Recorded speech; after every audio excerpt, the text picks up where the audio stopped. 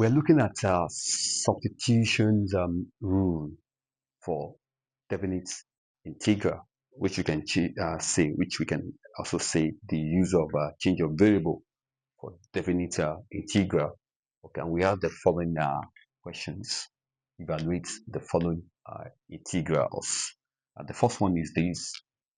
Let's go straight to the solution of those two questions. The first one, we have this. The definite integral has the lower limit and the upper limits. The one we have been solving before, they are indefinite.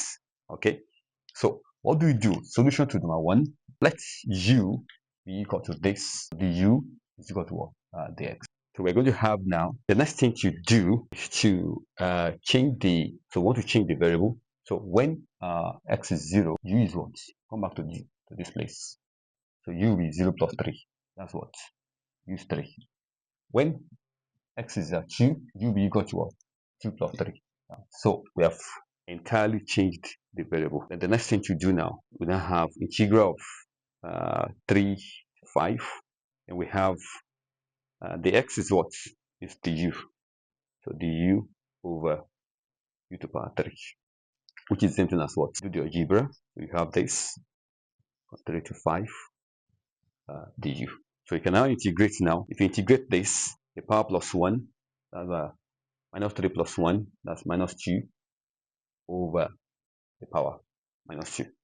The upper limit and the lower limit. So before we substitute, can we take this one outside? So that will be minus 1 over 2, take it outside, open your brackets, and do the algebra for this, which is 1 over u squared. Then after that, we can substitute the upper limit and the lower limit.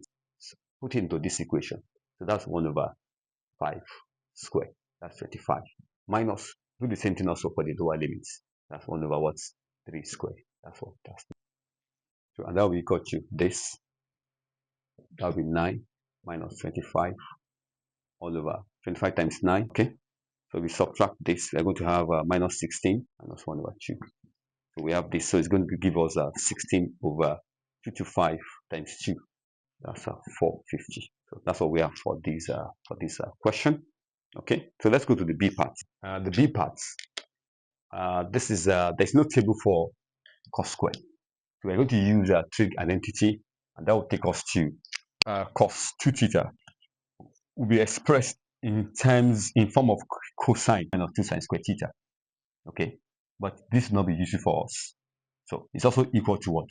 2 cos squared theta minus 1. So this is what I'm going to use as what? As cos 2 theta.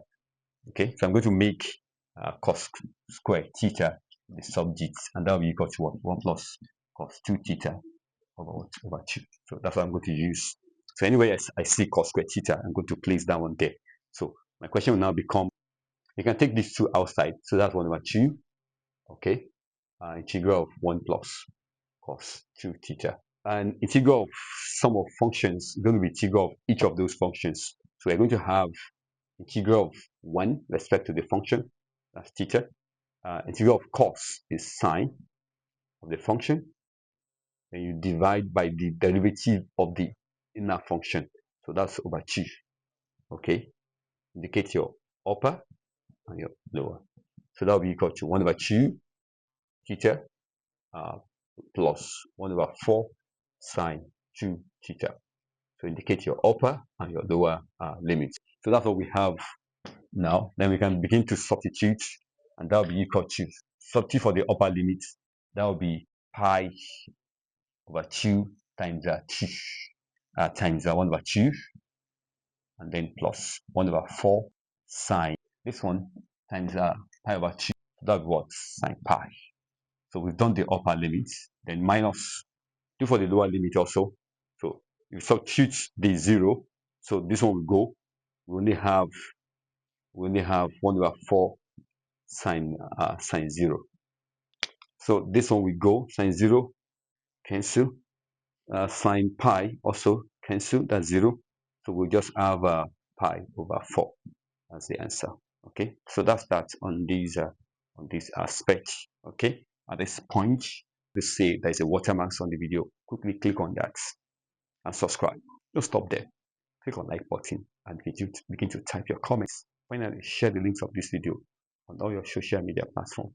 That is one of the ways to support this channel. Okay, make this video go viral. Thank you for doing that. Okay.